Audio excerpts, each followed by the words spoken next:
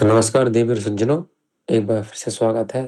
और आज हम जो बच्चे कुछ नोट्स थे शोधन अध्याय के वो कंप्लीट कर लेंगे। हमने संहिता से पढ़ ही लिया है, बाकी के नोट्स देख ही लिए हैं।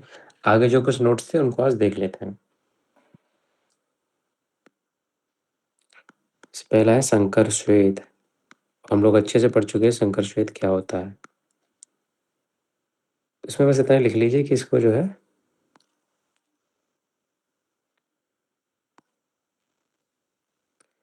हम पिंड श्वेत भी कह देते हैं, लेकिन कौन बताएगा पिंड श्वेत हम किस कंडीशन में कहते हैं इसको।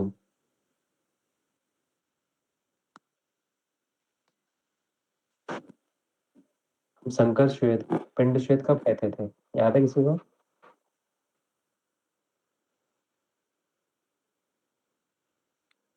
किसी को नहीं याद है?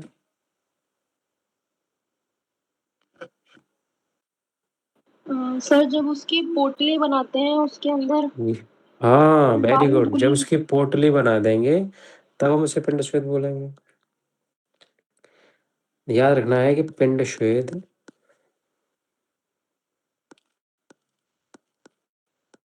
श्वेत के 7 आसनों का उल्लेख किया गया है। 7 आसन का उल्लेख, इसको ऐसे रट लेना।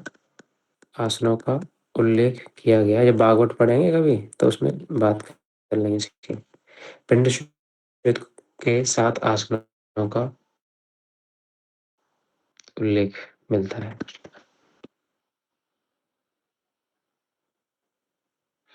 ओके, फिर हम देखते हैं नाड़ी श्वेत। और नाड़ी श्वेत तो मैंने बता दिया था, चलिए वहां बताया था, है ना? यही गड़बड़ है। देखते हैं वहां से निकल आता है तो ठीक।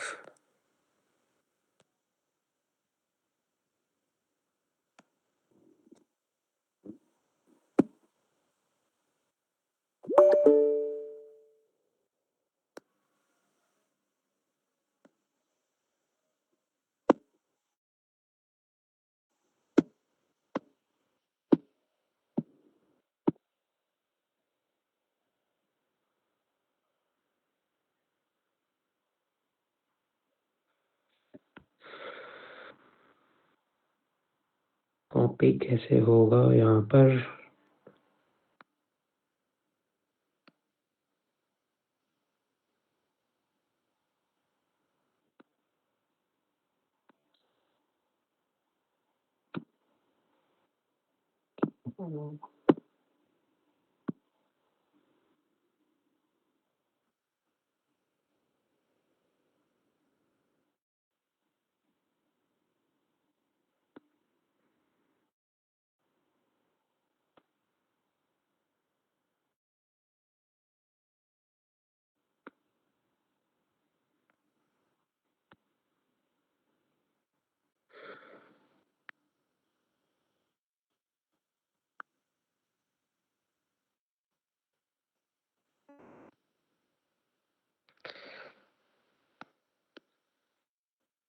अरे दोबारा लिखना पड़ेगा, चलो दोबारा लिख देते हैं इसको फटाफट से। रिवीजन हो जाएगा आप लोगों का। नाड़ी श्वेत, आप लोग बोलते रहिए मैं क्या क्या लिखने वाला हूँ। तो मुझे बताइए नाड़ी श्वेत की आकृति कैसी थी? नाड़ी श्वेत की आकृति कैसी थी नाड़ी की? हाथी के सूंड की हाथी की सूंड की समान। हाथी की सूंड के समान। हम क्या बोलते थे इसे? गज, अग्र, हस्त। गजराग्र हस्त। ठीक है, ऐसे याद कर लेना। या तो अलग अलग करके लिख रहा हूँ, ठीक है? वहां संधि करके लिखा हुआ है इस संहिता में। यह कह सकते हैं कि हाथी के सूंड जैसा, है ना? जैसे आप याद कर पाओ। नाड़ी की लंबाई कितनी थी?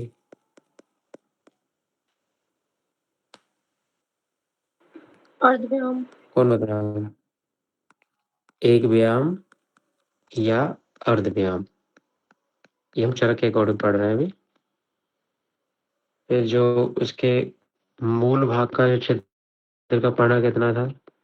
मूल भाग का छिद्र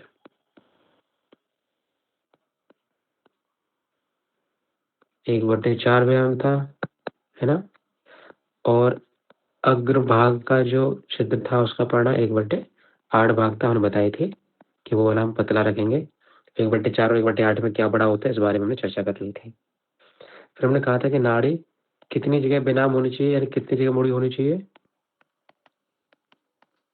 बोला करो, जल्दी बोला करो। 2 या 3 जगह। तो 2 से 3 जगह। Very good.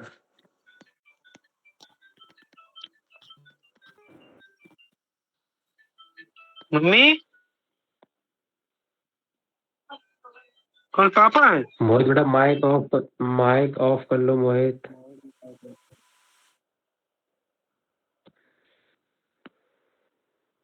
लेकिन सुश्रुत के बारे में हमने कुछ बातें पढ़ी थी, ये हम एक्स्ट्रा पढ़ लेते हैं।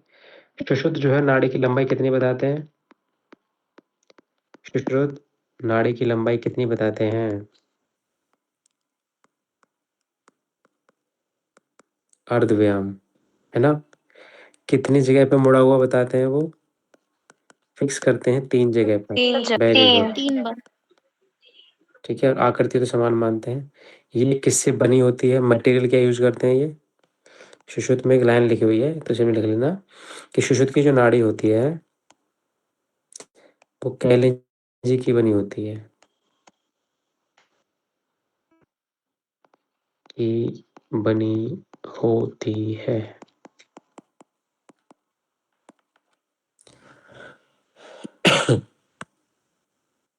कुछ पूछना हो तो पूछ सकते हो आप लोग, ठीक है? अगर आपको समझ में ना आए पूछ लीजिएगा। बात करते हैं फटाफट जयंताक्ष श्वेत की। जयंताक्ष श्वेत को हमने डिटेल में पढ़ा था, लेकिन कुछ महत्वपूर्ण चीज़ें जो हम लिख लेते हैं एग्जाम के लिए। पहला पॉइंट तो यही है कि हमसे यूज कब करते हैं? हेमंत ऋतु में, जब मौसम बहुत ठंडा होता है, क्योंकि काफी रिस्क रहता है इसमें, ऋतु में इसको यूज करते हैं। इसमें हम कुटी का निर्माण करते हैं।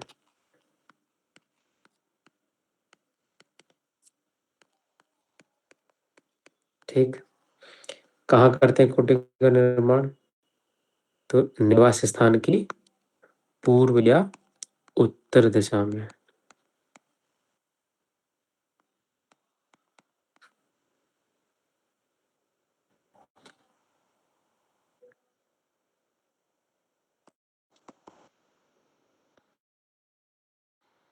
एक छोटा सा हैक बता रहा हूँ, लेकिन इसे अप्लाई अभी नहीं मत करना, जब पूरा आयुर्वेद पढ़ लोगे तो समझ में आएगा।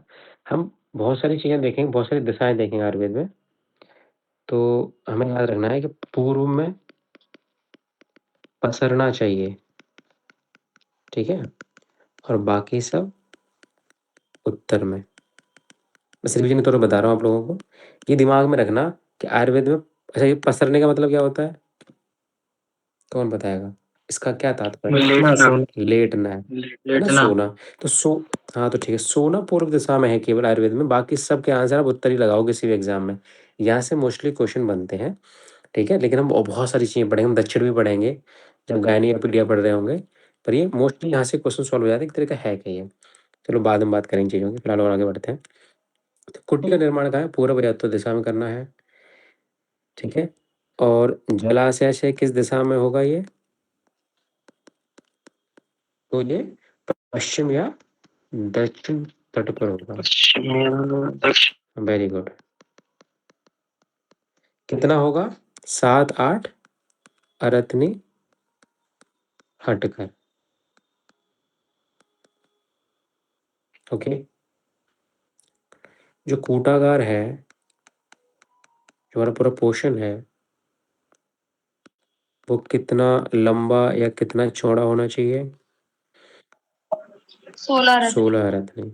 और यही सबसे इम्पोर्टेंट क्वेश्चन है पूरे जनता क्षेत्र में। 2 क्वेश्चन इंपॉर्टेंट है, एक तो हेमंत ऋतु वाला और एक 16 अरथनी वाला। इसको तो नहीं बोलना किसी कीमत पे, ठीक है। ये 2018 में आ भी चुका है मुंह में, और मैंने आपको बताया भी था कि जाके सो ले, अगर नींद आ रही है तो जाके सो ले, यानी कि जैन ताक में 16 रत्न याद रखना है। वो कैसे करेंगे?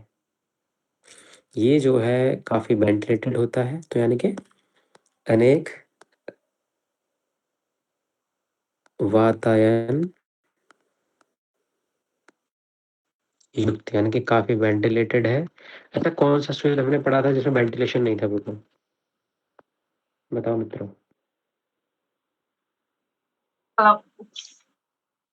कौन सा बेटा? सर कोटी सोल। कुटी श्वेत, वेरी गुड। और कुटी श्वेत को ही क्या बोला गया था, याद आ रहा है? वृक्षतम स्वेद। रुक्षतम श्वेत बोला गया था ना उसे, तो ये बात हमें याद रखनी है। ठीक है, और क्या क्या था इसमें? और एक पॉइंट इसमें ये था कि कूटागार के मध्य में, कूटागार के मध्य में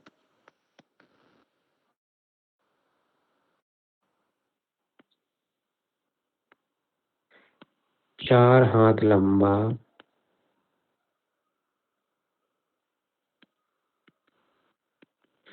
पुरुष की लंबाई के बराबर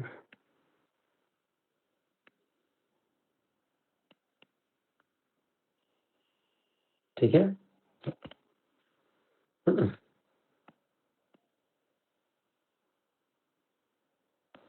पुरुष की ऊंचाई के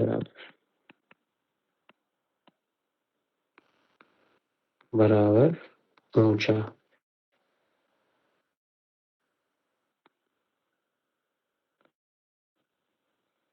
मिट्टी का, मिट्टी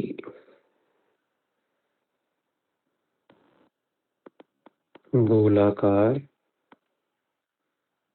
अनेक छिद्रों युक्त, क्योंकि हीट बाहर निकलनी है उससे, अनेक छिद्रों युक्त। क्या बनाएंगे बताओ बेटा, क्या नाम दिया था हमने उसे? अंगार कोष्ठक। वेरी गुड, अंगार कोष्ठक। काहे की लकड़ी जला रहे थे हम इसमें? याद है कुछ? वातनाशक। जैसे कि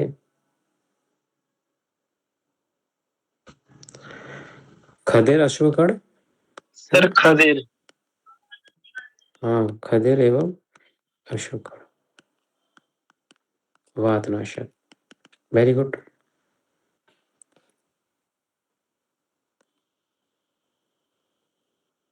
और कूटागार की दीवार से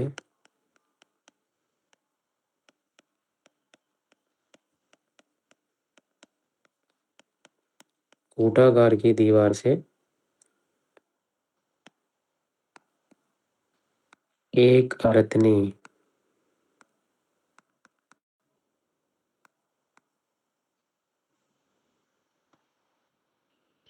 की ऊंचाई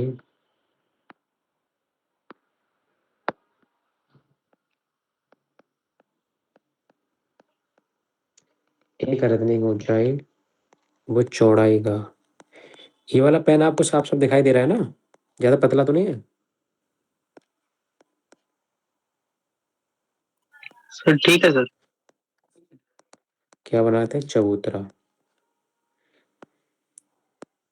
इसको थिकनेस थोड़ी बढ़ाने का हम, ठीक है। ये तो पूरा वही हो गया भाई, तो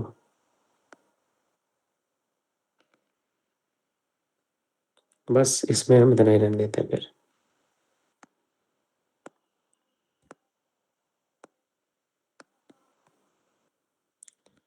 अगला क्या है अपना? कुटी श्वेत।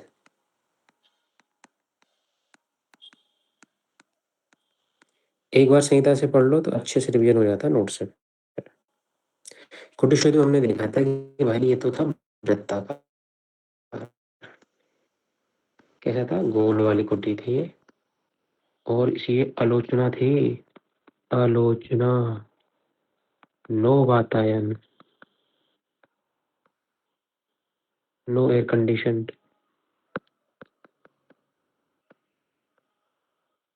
देखिए कोई इसमें झरोका नहीं था, कोई वेंटिलेशन नहीं था, इसी कारण ये क्या था? रुक्ष श्वेत था। या हम इसे रुक्षतम बोले तो भी कोई अतिशयोक्ति नहीं होगी। अगला हम देखें कुंभी श्वेत। कुंभी बोलते हमें क्या याद आना चाहिए? घड़ा। तो एक हम घड़ा लिए जिसमें वातनाशक औषधियां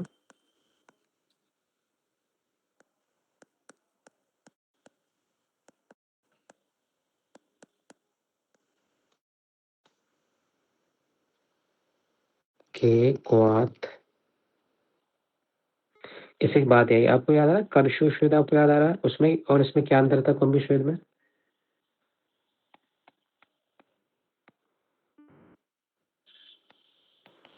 सर उसमें सर उसमें अंगारे रखे अंगार जाते डाले थे। जाते हैं। वेरी गुड, आपके कॉन्सेप्ट लिटरली बहुत क्लियर है और ये आपको बहुत हेल्प करेगा। और और आप बाकी स्टूडेंट हैं जो, उनसे आप कुछ महीनों में एक अच्छा सा डिफरेंस देखने को मिलेगा। मैं ज़्यादा तो नहीं कहूँगा, अभी इंटर्न की एक लड़की थी जो तैयारी कर रही है, इसका एग्ज़ाम देना है। मैंने सिंपल क्वेश्चन पूछा उससे, सिंपल। चलो आपसे पूछता हूँ कि आचार्य चरक ने शोधन के लिए कौन सी मात्रा मानी है? हर्ष मात्रा, मध्यम मात्रा या उत्तम मात्रा? मध्यम मात्रा। और लोग बताओ। मध्यम मात्रा। सर मध्यम। मध्यम। मध्यम देखो मात्रा। सबको पता है मध्यम मात्रा, लेकिन वहाँ 3 लड़कियां बैठी हुई थी, तीनों ही तैयारी कर रही थी, लिटरली किसी को उसका आंसर नहीं पता, इवन वो अंदाजा नहीं लगा पा रही थी क्वेश्चन कहाँ से पूछा जा रहा है। तो आप, थोड़ा हमें टाइम लग सकता है, थोड़ा सा तरीका हमारा ऑड हो सकता है, लेकिन जो हम जड़ से लेके चीज़ों को चल रहे हैं ना, एक एक चीज़, एक एक शब्द को पकड़ के चल रहे हैं, ये बहुत लाजवाब होने वाला है। हमें रटने की जरूरत ही नहीं पड़ेगी। हमें ऐसा तो नहीं होने वाला कि हम कहाँ से आगे क्वेश्चन पता नहीं लगा पा रहे हैं। ठीक है, तो ये सब चीज़ें धीरे धीरे मालूम पड़ती है। जब कोई इंसान शुरू शुरू में हारमोनियम बजाना सीखता है, 2 महीने तो उसे ये लगता है मैं क्यों कर रहा हूँ ये सब, क्या टाइम वेस्ट हो रहा है। लेकिन ठीक 8 महीने बाद, क्या बताऊँ फिर मैं, क्या फैन फॉलोइंग। वो लोग भी नंबर मांगते हैं जो कभी नंबर ब्लॉक कर देते थे। तो फिर क्या बात थी कि उसका 1/3 या 1/2 भाग भूमि में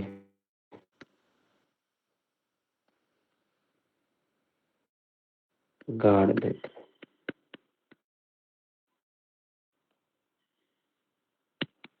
एक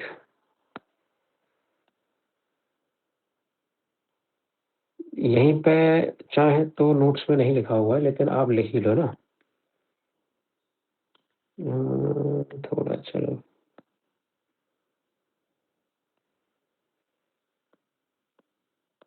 करशु श्वेद में, घड़े में, सॉरी,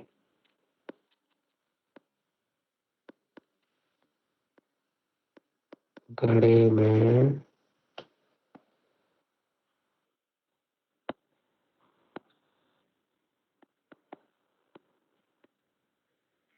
घड़े तो नहीं कह सकते हैं हम लोग, और क्या वर्ड यूज किया गया है? ऐसा कर सकते, करशु श्वेद में क्वाथ की जगह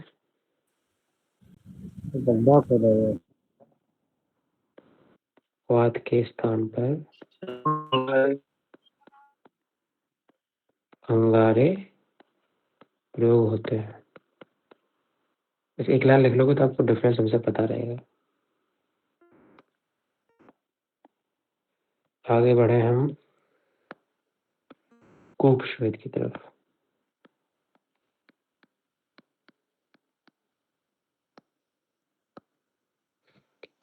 उसमें कुछ नहीं करना है हमें, कूप मन कुआं बनाना था। कुआं कैसा बनाना था?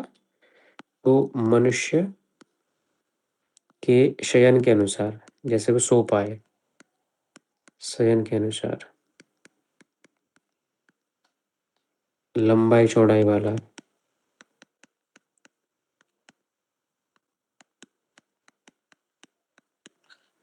और दुगना गहरा।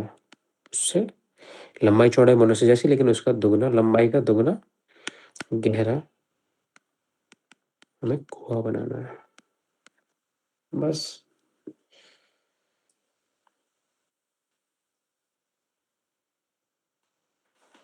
तो में से कोई कौन बताएगा द्रव्य गुण के कितने अंग होते हैं? ये क्वेश्चन आया था सर एमसीक्यू में, द्रव्य गुण के कितने अंग होते हैं? 6। ऑप्शन दे रहा हूँ, 6 पहले अंग सुन होते लो, हैं। सुन लो, पहले सुन लो। 4, 5, 6, फर्स्ट सेकंड थर्ड फोर्थ, 7, बताओ। Third option 3। कौन कौन से?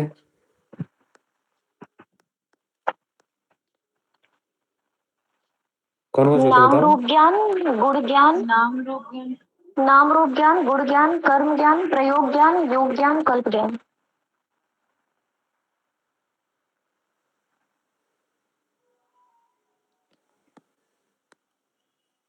अच्छा, मैंने कॉपी चेक नहीं कराई ना अभी तक ओरिजिनल टेस्ट की।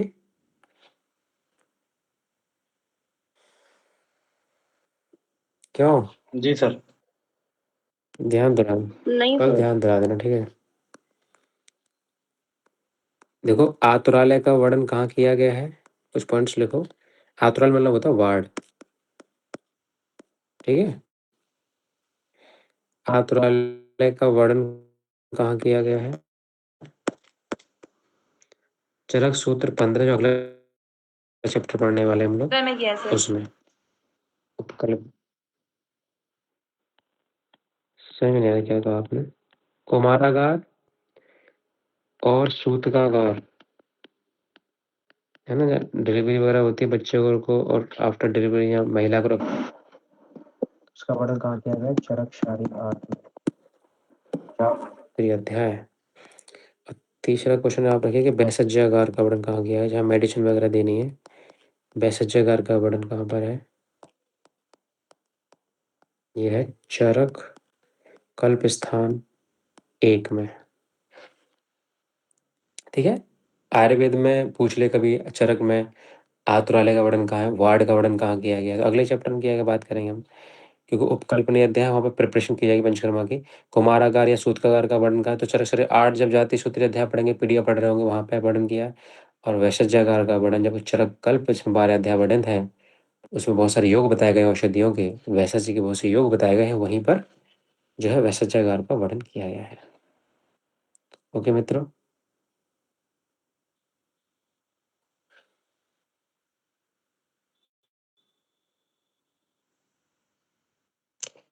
एक क्वेश्चन मान लो कभी पूछा जाए आपसे, देखिए कितने लोग आंसर देते हैं। फर्स्ट, निराग्नि श्वेत क्या होता है?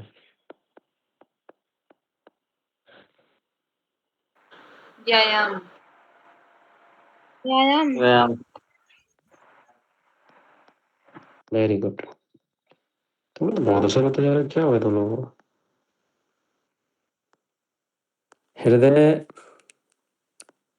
प्रदेश में स्वेदनार्थ प्रयुक्त द्रव्य क्या है, बताओ। मोती। वेरी गुड, मोती, ठीक है। मोतियों की माला, मुक्तावली, अद्भुत, निसंदेह अद्भुत। आइए थोड़ा सा सुश्रुत के बारे में जानकारी ले लें कि सुश्रुत क्या अपने विचार रखते हैं स्वेदन को लेकर। सुश्रुत कहते हैं भैया देखो, हम इतना तो नहीं पढ़ने वाले हैं, पर स्वेदन को हम केवल 4 जगह डिवाइड कर सकते हैं। और ऐसा ही भागवत और शारंगधर भी ऐसा ही कहते हैं जैसा कि सुश्रुत कहते हैं। 4 कौन से डिवीजन है?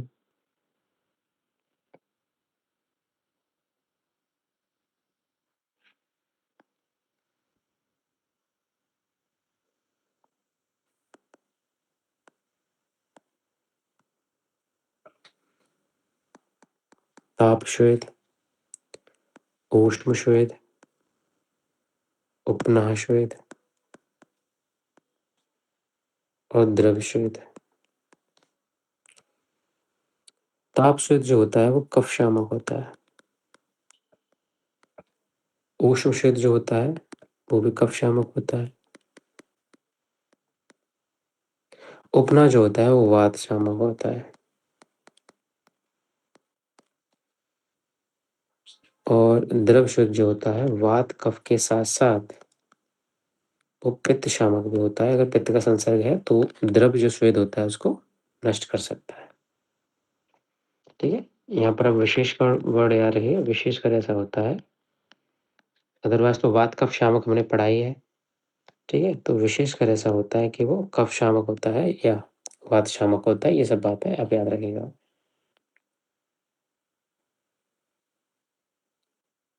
तो मैंने इसकी ट्रिक बताई दी थी आपको, क्या रखनी, ताऊ और दाऊ, ताप, ऊष्म, द्रव और उपना, ताऊ दाऊ याद रखना आप लोगों को। ऊष्म हमने बात करी थी, ऊष्म क्या भाप थी, ताप में सीधा हम सरफेस को टच करा रहे हैं, उसके द्वारा हीट प्रोवाइड करा रहे हैं। सरफेस के द्वारा टेम्परेचर को ट्रांसफर करने की विधि क्या कहलाती है, बताओ? कंडक्शन,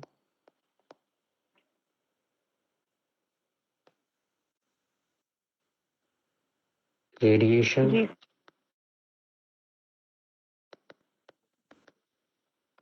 एक और क्या होती है, कन्वेक्शन होती है, क्या होती है? कन्वेक्शन। हाँ सर। बताओ सीबीएसई बोर्ड वालों, संवहन बोलते हैं इसे, ये हाँ सर, अवरोधी, convection। बताओ। कंडक्शन कंडक्शन ये होता है लोहे की, सर।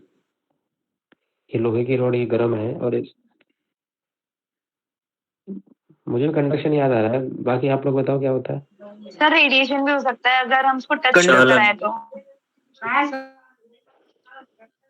कंडक्शन होगा सर। रेडिएशन क्या होगा, रेडिएशन तो बाकी सूरज की वजह से होगा ना, अगर सूरज से कोई चीज मिल रही है हीट तो रेडिएशन होगा ना। अच्छा वो तो फिजिक्स का क्वेश्चन, हम क्यों पढ़ रहे हैं, ठीक है देख लेना अपने हिसाब से।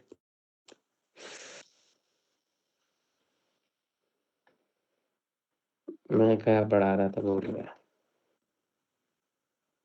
हाँ तो मैं बता रहा था कि ये ताऊ वाला ट्रिक याद कर लेना, ठीक है, कुछ है नहीं इसमें। और ताप वाला कौन सा है, कोई बाय वन पूछ ले, ऊष्म वाला कौन सा है, तो आप अच्छे से डिफरेंशिएट कर दोगे। मुझे बता पाओगे कि मैंने दो बताए थे ताप वाले, वो कौन से ट्रिक बता दो जरा। सब प्रशस्त। प्रशस्त। शंकर और प्रसन्न।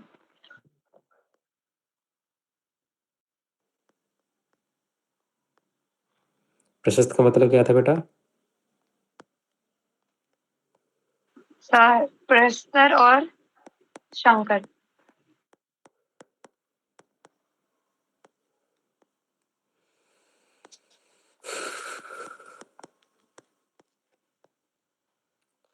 पुनः स्वेद दो प्रकार का होता है।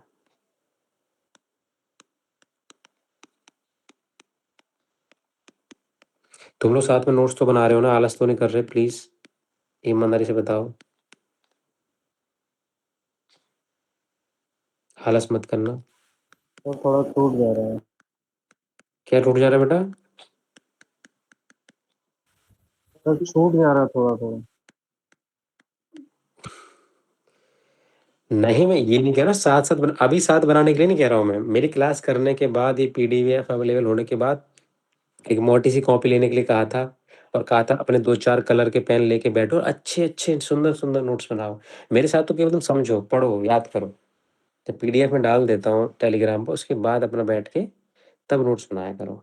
तो एक बार मुझसे पढ़ लिया, फिर मैं बार बार बोलता भी रहता हूँ, क्लास में रिवीजन होता रहता है, फिर आप अपने हाथ से नोट्स बनाओगे, ठीक है, फिर उन सुंदर सुंदर नोट्स को भी सुंदर सुंदर इंसान को पढ़ाओगे, तो सोचो कितनी बार रिवीजन हो जाएगा आपका।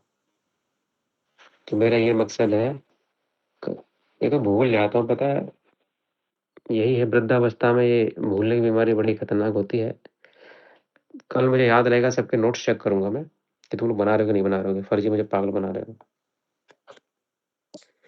सर्वांग वाला याद रखना बेटा, सर्वांग स्वेद होता है, एक एकांग स्वेद होता है जो संपूर्ण शरीर में जनरलाइज्ड करते हैं हम, तो सर्वांग हो जाएगा, कहीं लोकलाइज्ड कर रहे हैं पर्टिकुलर हाथ में, पैर में, घुटनों में, कहीं भी कर रहे हैं, रिस्ट में, रिस्ट जॉइंट में, कहीं भी कर रहे हैं, तो ये देह अवयव या एकांग श्वेत कहलाता है। फिर हमने बात करी थी निराग्नि श्वेत की, निराग्नि श्वेत की चर्चा तो हम पीछे कर ही चुके थे।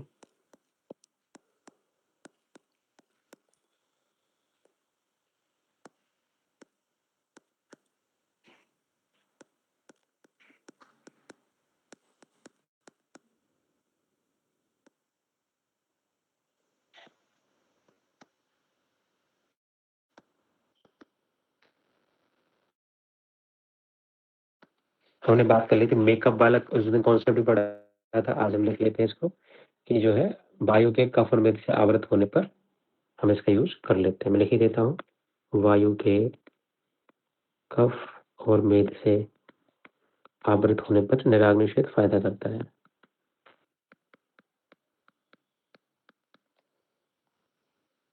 ठीक है, इन्होंने निराग्निशेद को इस तरह बताया, तो मैं एक लाइन में लिख देता हूँ सीधा सीधा। क्या इतना वो करना, निवात, ये इन्होंने अलग बताया था, थोड़ा इसको अंडरलाइन करना। आतप, किसी का माइक खुल गया, ऑफ कर लो। गुरु प्रावरण,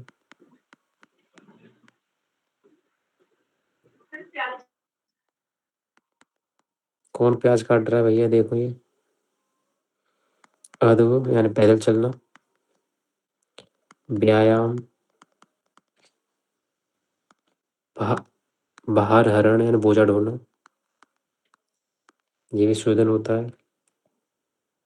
किसी का बाहर ढोने का वो पता ही है, अच्छा जो पसीना निकल जाता है।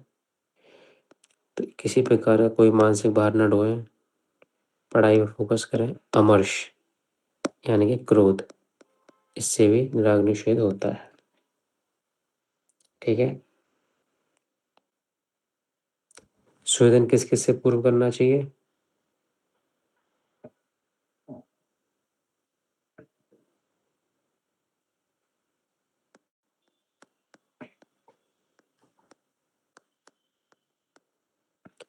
नस्य,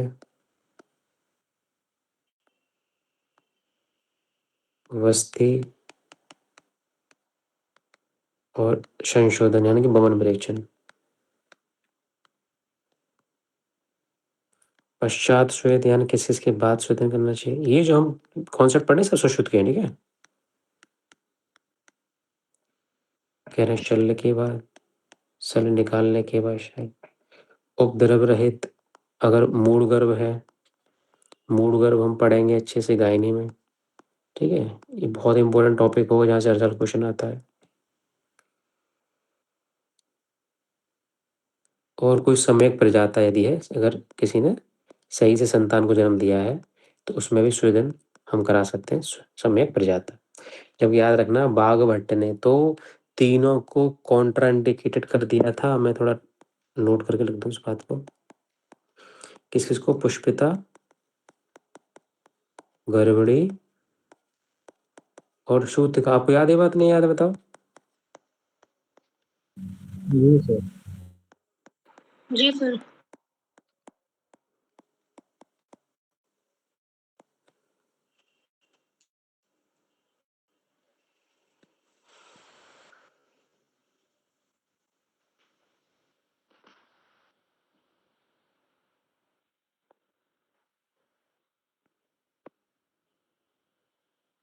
पूर्व, जो जितनी बातें सुश्रुत की हैं, आप अभी फिलहाल लिखते रहिएगा, नोट्स कंप्लीट करिएगा। जब चरक के बाद हम सुश्रुत का नंबर आएगा तब बहुत डिटेल में पढ़ेंगे सारे चैप्टर को, लेकिन फिर भी कोई डाउट है पूछते रहिएगा। तो बहुत पीछे मत पड़िएगा, क्योंकि टाइम वेस्ट हो जाएगा। हमें दोबारा से पढ़ना सब कुछ सुश्रुत वाला, जब हम फाइनल ईयर में सर्जरी पढ़ रहे होंगे। फाइनल ईयर में कहीं तो हम 2026 में ख़त्म ही कर देंगे, जो बैच 2026 का है, तो सब सारे सब्जेक्ट पढ़ा देंगे उसमें। पूर्व पश्चात स्वेदन।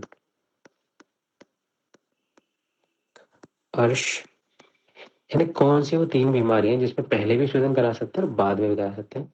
अर्श, अठमरी यानी कि पथरी स्टोन, और भगंदर यानी कि फिस्टुला।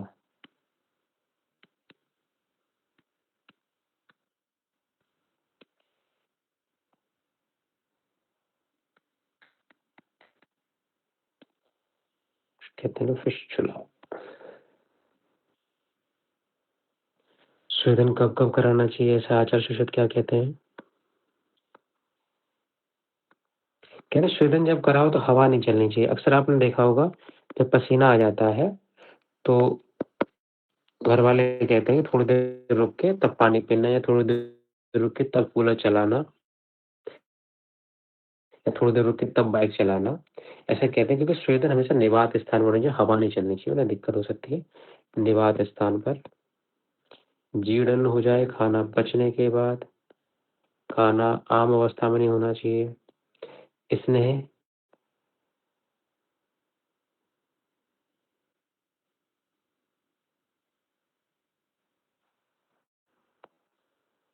छोड़ो, ठीक है। स्वेदन के पश्चात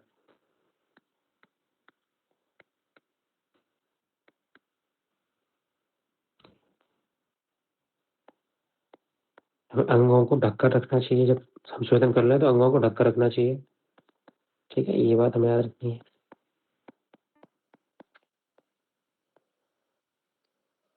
निर्वात शरण करना चाहिए, जहाँ हवा न चल रही हो वहां पर रुकना चाहिए जब स्वेदन हो जाए उसके बाद। सब लॉजिकल बात है, रटने वाली कोई बात नहीं है। और अनाभिसंधि भोजन करना चाहिए, ऐसा भोजन बिल्कुल भी नहीं करना चाहिए जो श्रोतों को अवरोध कर दे। ये बहुत ही गरियान भोजन, ऐसा नहीं होना चाहिए।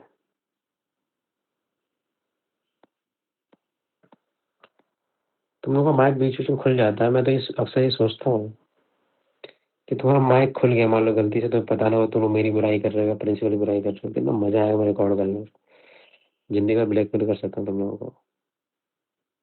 तो अपने माँ बाप की बुराई कर रहे हो फिर तो बात ही क्या है, ठीक है। और हल्के पानी से नहाने के लिए भी बोला गया है, उष्ण जल स्नान। ठंडे पानी से बिल्कुल नहीं नहाएंगे, हल्का गुनगुना पानी होना चाहिए, ठीक मित्रों।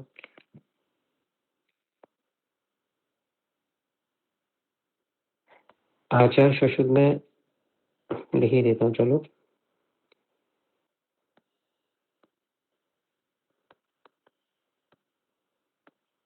कुटी श्वेत का वर्णन किया है।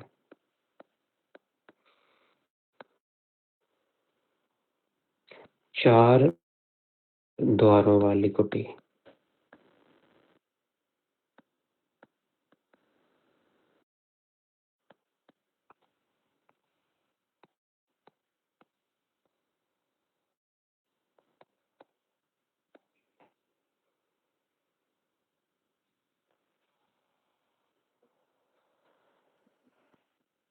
याद रखना प्रमेय रोग में स्वेदन सुश्रुत जो निषेध बताते हैं, क्योंकि मेद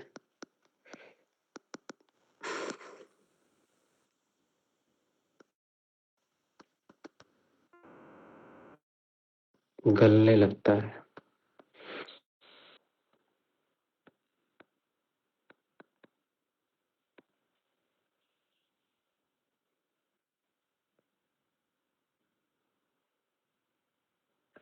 ठीक है, आइए कुछ चर्चा कर लेते हैं हम अष्टांग संग्रह पर।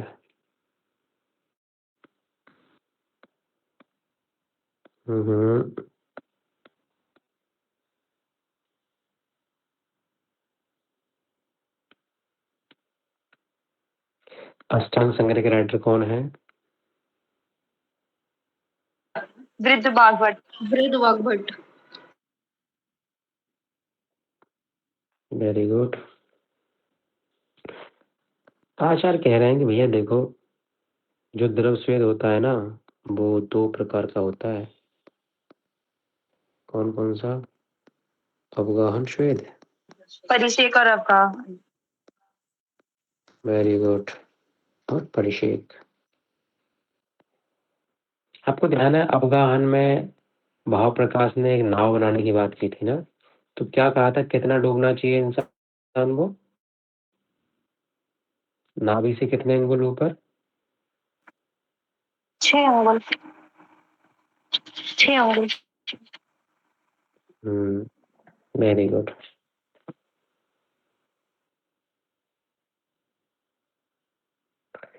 यार इन्होंने जो है ऊष्म श्वेत के 8 प्रकार बताए हैं ना। मैंने कभी याद की है ना, तुमसे कहूँगा याद करने के लिए, देख लेना, मेरी मर्जी है अपनी।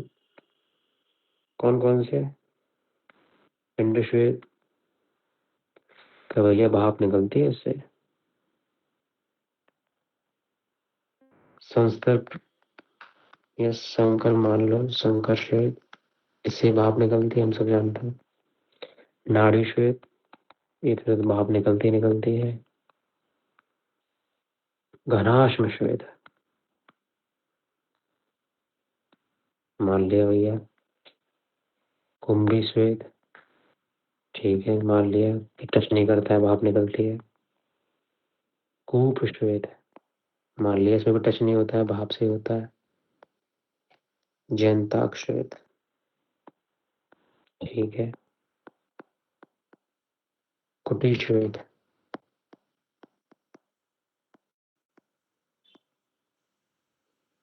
तो ये 8 प्रकार के मान है, आपको याद करना कर लेना, ठीक है। वैसे मैं ट्रिक भी लिख दे रहा हूँ आप लोगों के लिए।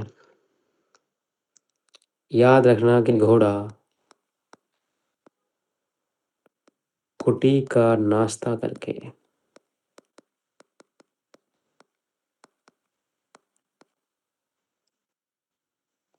घड़े संग, आज बड़ा आलस आ रहा है, पता नहीं क्या।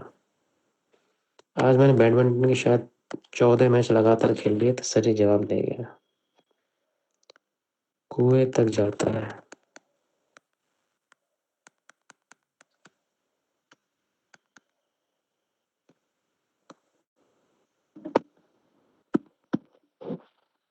अश्व कुटी का नाश्ता करके घड़े संग कुएं तक जाता है। याद हो जाएगा। मैं तो मुझे डिकोड करना जरा, नंदिनी डिकोड करो जरा।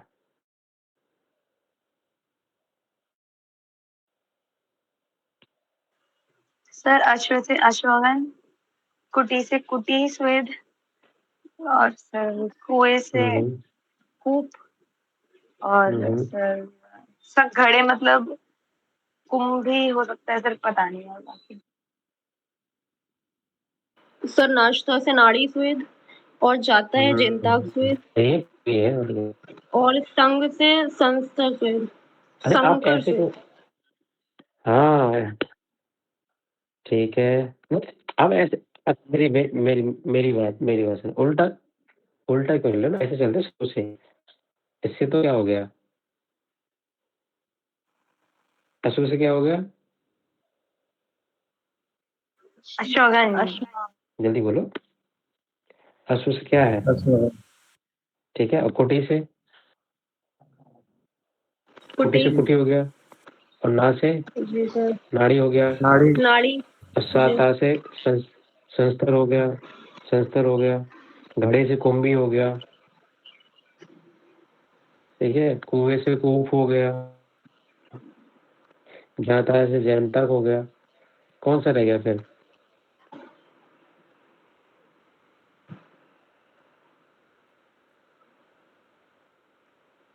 ऐसा करेंगे, परिचय पर इससे जो अवमान, ये है ना नाश्ता में, करसु, बोला ये नाड़ी हो जाएगा, है ना।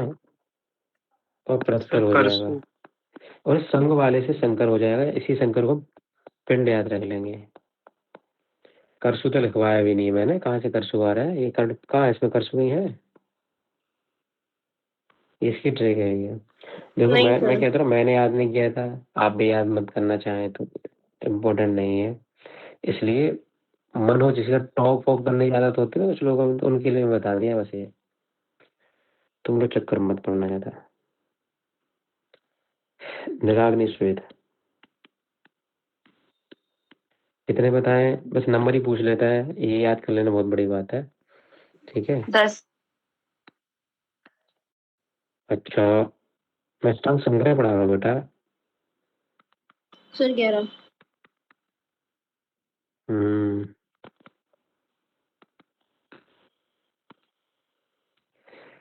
ठीक है। तो ना याद हो तो ऐसा रख लेना कि संग्रह मतलब है, संग्रह को कैसे लिख सकते हैं हम लोग? संग्रह ऐसे लिख सकते हैं, नहीं लिख सकते? बताओ जल्दी बोलो। जी सर, जी सर, मैं तुम्हें फॉर्मूला ड्राइव करके बता रहा हूँ। संग्रह को हम लोग लिख सकते हैं संग्रह। और संग रहने से एक और एक तो 2 होते हैं। एक और एक कितने होते हैं? 2। लेकिन क्या 2 लोगों में ज्यादा ताकत होती है, या एक और एक 11 में ज्यादा ताकत होती है? 11। जल्दी बताओ। एक और तो इसलिए 11 में। तो संग्रह का मतलब होता है साथ में रहना, यानी कि एक और एक 11 बन के रहना। इसलिए संग्रह की संख्या 11 है, आप ऐसे याद कर सकते हो। और वैसे तो क्या ही मतलब, सिंपल रट भी लो, क्या दिक्कत है इसमें। और जल्दी से नाम लिख देता हूँ, तो लोग ध्यान मत देना उस पर, आंख बंद कर लो। निवात स्थान प्राण वाला, गुरु प्रावरण,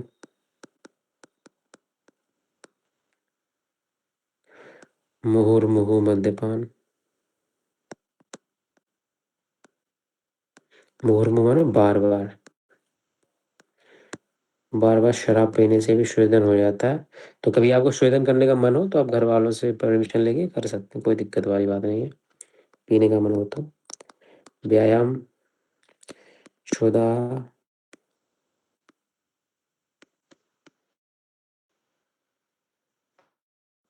आतप, नियुद्ध यानी युद्ध, अधोमान पैदल चलना, भार हरण,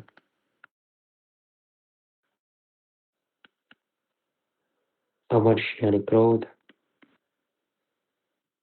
और वह। ठीक है, तो थोड़ा सा इसको एक बार देख लेना।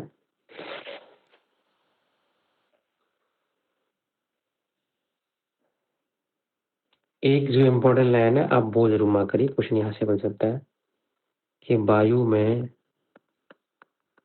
कफ मिले होने पर, बिल्कुल लेमन लैंग्वेज में लिखा था मैं आपको, उपनाह द्रव्यों को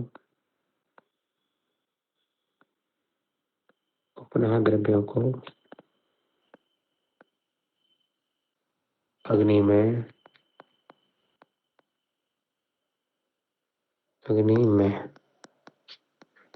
गर्म किए बिना बांधना चाहिए। ठीक, इस क्वेश्चन को जरूर याद रखिएगा। अष्टांग संग्रम कहूंगा तो ये सबसे इम्पोर्टेंट यही है। अब बात करते हैं अष्टांग हृदय की।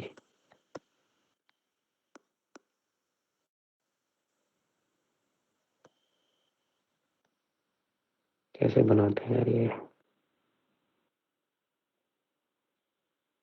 अपने हिसाब से बना लेना।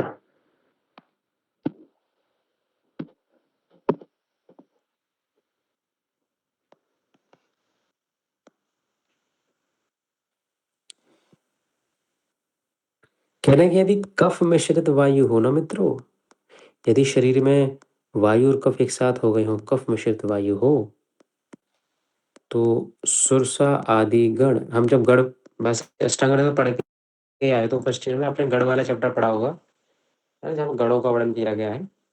सुरसा माने होती तुलसी, तो सुरसा आदि गण से मिलाकर सालवड़ श्वेत देना चाहिए, यानी कि ये औषधियां उसमें मिलानी चाहिए, तब शोधन कराना चाहिए अगर कफ मिश्रित वायु है तो। अच्छा, कहना अगर पित्त मिश्रित वायु है तब हमें पद्मक आदिगण, पद्मक आदिगण, यार ना पद्मक आदिगण का वर्णन अष्टांग हृदय ने विशिष्ट रूप में किया है। ठीक, कोई बात नहीं, द्रवगुण पढ़ेंगे तो चर्चा करेंगे, पर याद रखना पद्मक आदिगण अष्टांग हृदय का दिया हुआ है। तो इसमें याद करो, लिख लो,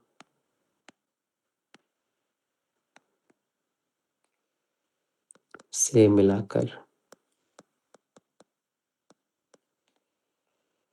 सालवड़ श्वेत करना चाहिए।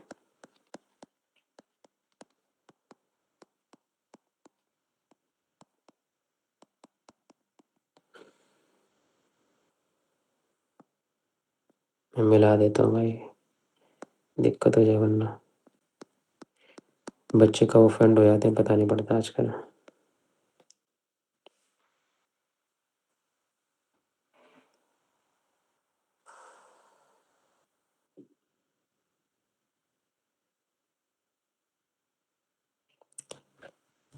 ठीक है, निराग्नि श्वेत में वही सब लिखा हुआ है, निराग्नि श्वेत में वही सब लिखा हुआ है, और इसमें केवल आप ना भूरी पान को याद कर लेना, कि सब विषय में सभी लिख देता हूँ फटाफट से। वही निवात ग्रह इसमें भी आएगा, निवात स्थान था। आयास यानी कि थोड़ा मेहनत कर लेना, व्यायाम कर लेना। गुरु प्रावरण यानी कि मोटा कंबल ओढ़ लेना, कोट पहन लेना। उपनाह उपनासाग्नि निराग्नि दोनों माना भागवत ने। आह यानी कि युद्ध। भूरी पान याद रखना इनका, उन्होंने मुर्मु मद्यपान बोला था, तो भागवत क्या बोलते हैं अष्टांग हृदय इसको, भूरी पान यानी बहुत ज्यादा मात्रा में पी लेना, या बार पी लेने की बात समझो। क्षुधा यानी कि भूखा रहना। अच्छा ये बताओ, क्षुधा से कैसे स्वेदन होता होगा, जरा सोच के बताओ मुझे। भूखा रहने से क्या शोधन कर लेना देना है? कभी ऐसा हुआ भूखे रहे हो पसीना आ गया हो? हाँ बताओ जरा।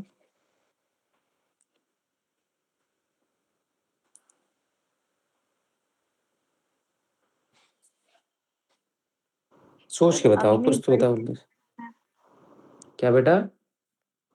अग्नि उसमें अधिक रहेगी, भूख लगी रहेगी तो। हाँ वेरी गुड। जैसे स्वेदन का काम कफ को पिघलाना होता है, तो भूखा रहने पर भी हम आंतरिक स्वेदन तो कर ही सकते हैं ना, वहां भी आम और कफ का विलयन होता है। ठीक है, बहुत अच्छा सोचा जिसने भी सोचा। चलिए आगे।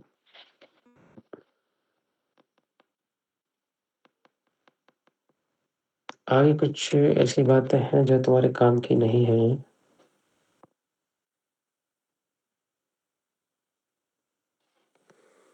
अब कुछ मैं और बातें बता देता हूँ आपको एक्स्ट्रा पॉइंट में।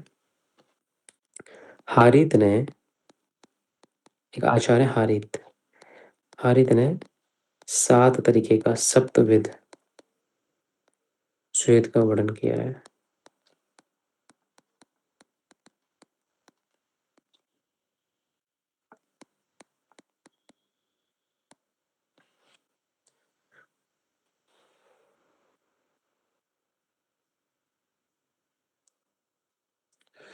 जिसमें कि मैं सब नहीं लिखा रहा हूँ, जो अलग है वो बता दे रहा हूँ।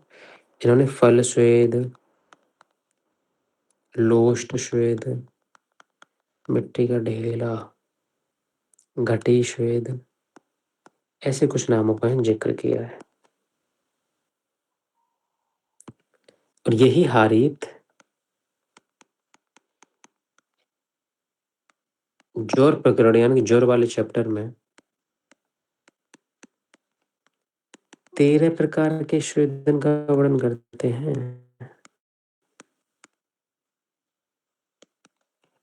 ठीक है मित्र। आचार्य भेल ने, आचार्य भेल ने 8 प्रकार के स्वेदन का वर्णन किया है। ठीक,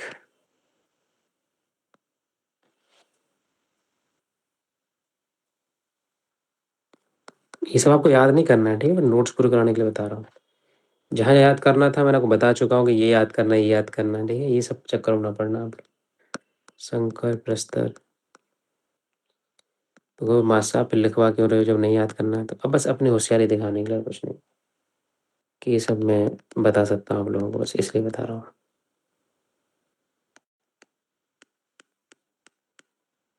मान लो किसी के नोट्स में दिख गया, कहोगे मास्टर नोट्स नहीं बनवाता है, अधूरे नोट्स बनवाता है, इसलिए बस याद याद मत करना। भौकाल मानने के लिए कभी कंपटीशन हो, 1 लाख 2 लाख इनाम हो, तब पूरा पड़ जाना, फिर भूल जाना। आपसे AIPG टीम नहीं पूछने वाला, बस इतना नंबर याद कर लेना। भेल ने 8 स्वेदन माने, डेट्स इट। शंकर प्रस्तर नाड़ी द्रोणी जल कुटी उद्घोष्ट सेक। ओके।